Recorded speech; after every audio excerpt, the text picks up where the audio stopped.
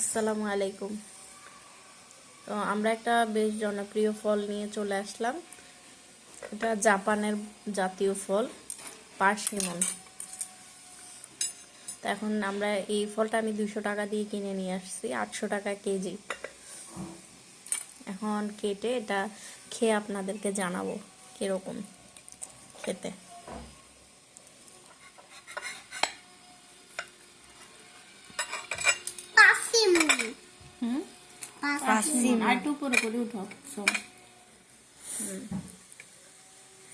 এই যে পার্সিমন।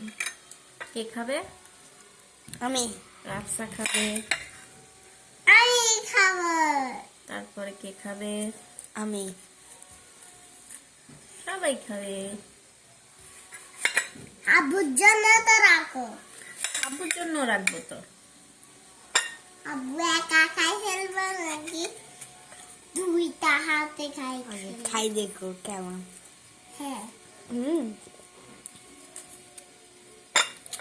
আমরা খেয়ে জানবো পার্সিমন এই জাপানের জাতীয় ফলটা আসলে টেস্ট কিরকম।